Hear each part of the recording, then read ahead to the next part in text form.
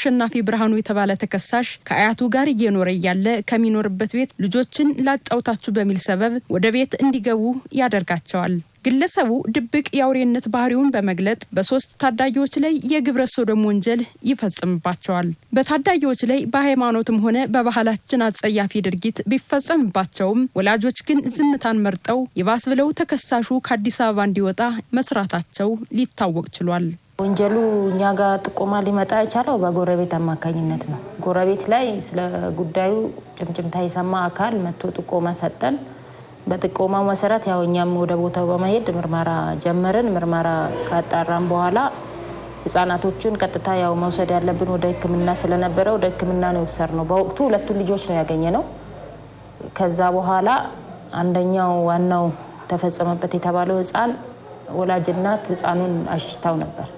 እሱንም እንድታመጣ አድርገን ነው ምርመራ ነው የጀመርነው። በሰዓቱ ግን ድርጊቱ ልክ እንደተፈጸመ ተከሳሽ ድርጊቱን ከፈጸመ በኋላ ሌሊት ላይ ተነስቶ ወደ ሀገሩ ለመሄድ ሲል ላምበረት መናኸሪያ ነበረ። ተጠርጣሪውን አመጣነው። ካመጣነው በኋላ ነው ምርመራውን የጀመርነው። 5 አመት 10 አመት 10 አመት ናቸው ሶስቱም ህፃናቶች። ከዛ በኋላ ያው ምርመራውን አጣራን። ጎረቤቶች ምስክርነት የሰጡ አሉ። በእነሱ ተነሳሽነት ምርመራ ተጣራ።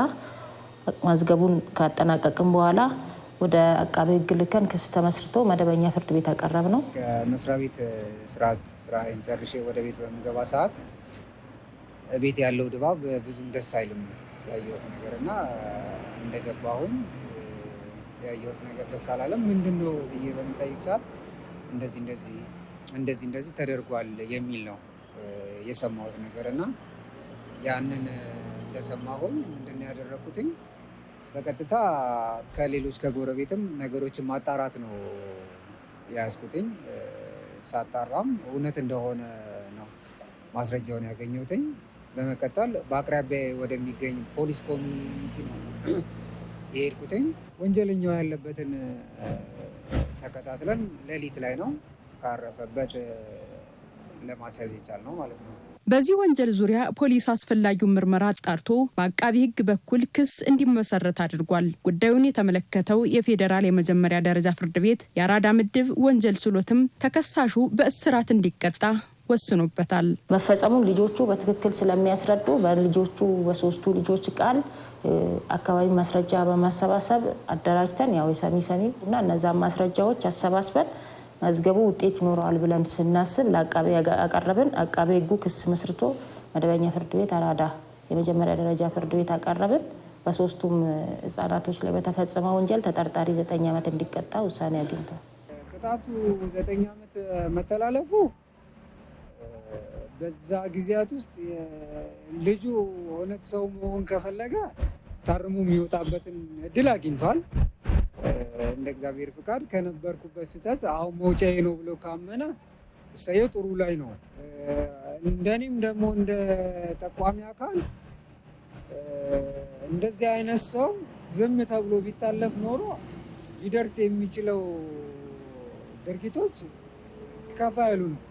ምክንያቱም አንድ ወንጀለኛ ተደብቆ በማናቅበት ሰዓት ከአንድ ድርጊት ወደ 2 ከ2 ወደ 3 ድርጊት ተሸጋግሯል።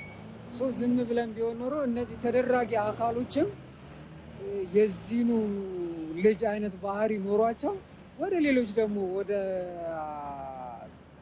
ከዚህ ድርጊት ነፃ ወደ ሆኑ ማህበረሰቦች የሚያስተላልፉ ልጆች ነው ሊሆኑ የሚችሉት። ተበዳይም በዳይም እፎይታ አግኝቷል ነው የምለው።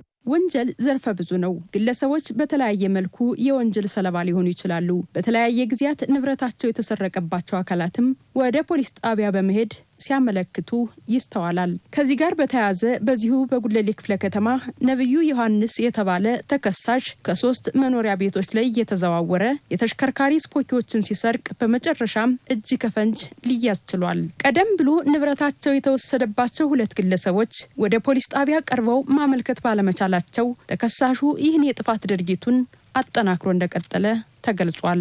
ይህ ተከሳሽ በ26/06 2017 ዓ.ም የግል ተበዳይ ራሄል አለማየሁ የሚባሉ እዚህ ወረዳ 9 አካባቢ ነዋሪ ናቸው።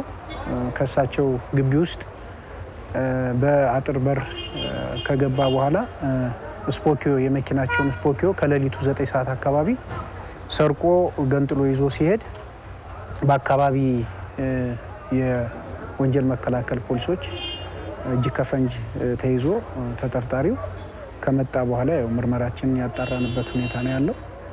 ከዚያም በኋላ ሌሎች የተለያዩ ቦታዎች ወደ ሸጎሌ 2 ቦታዎች ላይ ሌላ ወንጀሎችን እንደፈጸመ ምርመራውን በማጣራት እያሰፋን ምርመራ በመሄድ የፈጸመበትን ቦታ ያሳየበት ሁኔታ ነው ያለው።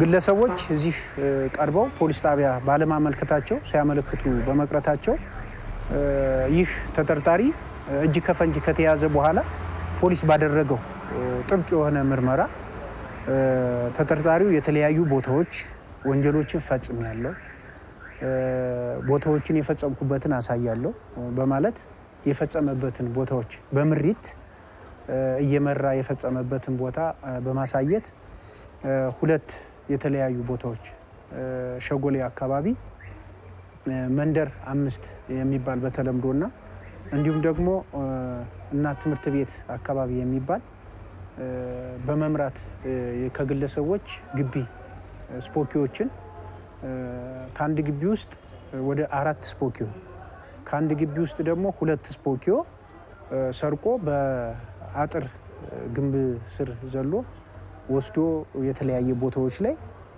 እንደሸጣቸው ጥቆማ ሲያደርግ እኛም ግለሰቦችን በማፈላለግ ቦታዎች ድረስ በምሪት በመሄድ ምርመራዎችን በማጣራት ያው ያቀረብንበት ሁኔታ ነው ያለው።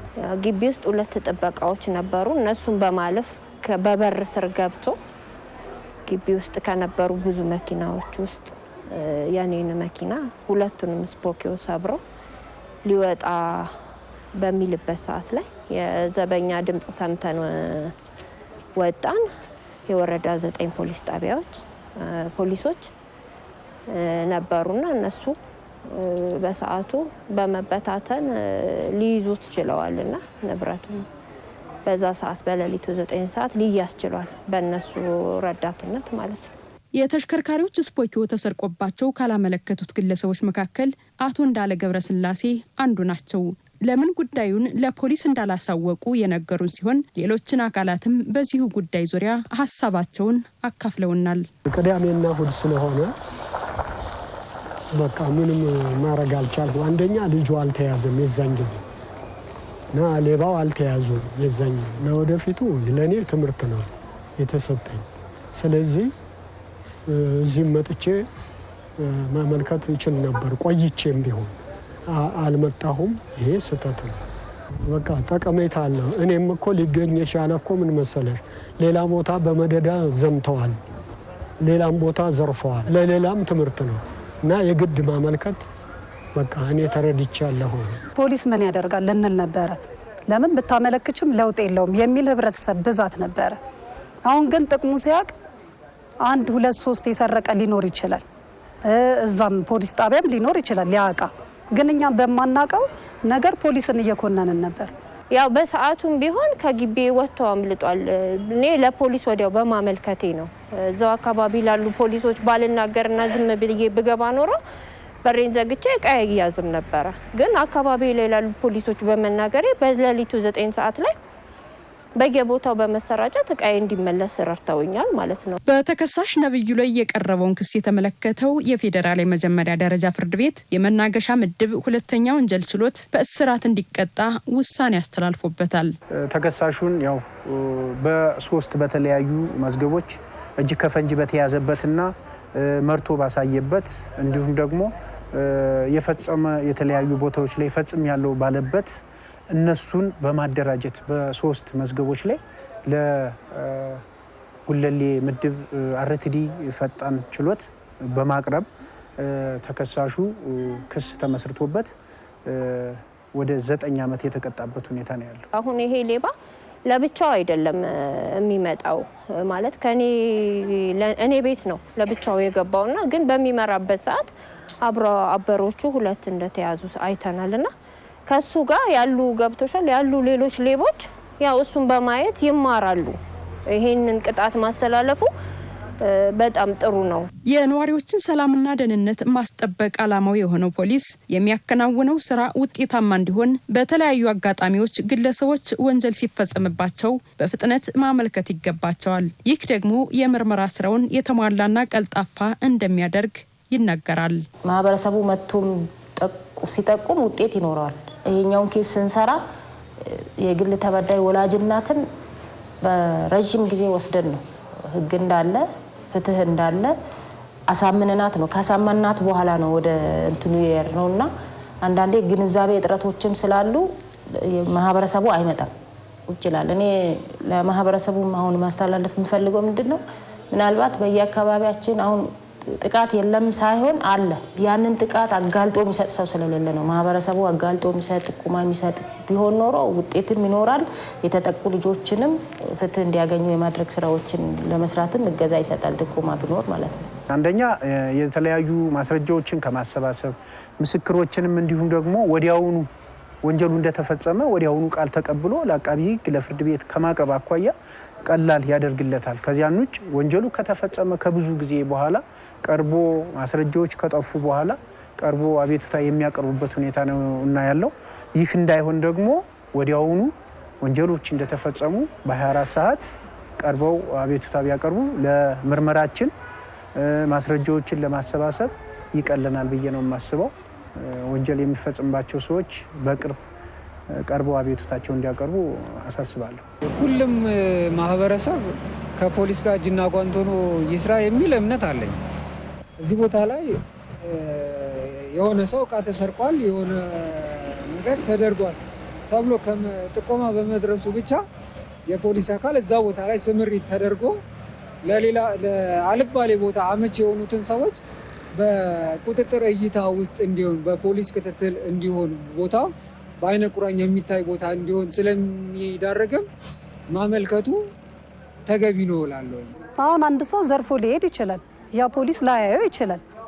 ፖሊስ ራሱ ይዞ ራሱ አይመሰክርም መቼስ። ስለዚህ ፖሊስን እኔ ያንን ሰው ካየው ግዴታ መመስከር አለብኝ። ለፖሊስ ይሄንን ምን አደረኩኝ ድጋፍ አደረኩ ማለት ነው። ስለዚህ ያ ነገር ደግሞ ሁለተኛ እንዳይደገም አደረግን ማለት ነው። ስለዚህ ይሄንን ጠንክረን ህብረተሰቡ እንዲገባው ተደርጎ ጠንክሮ መስራት አለበት።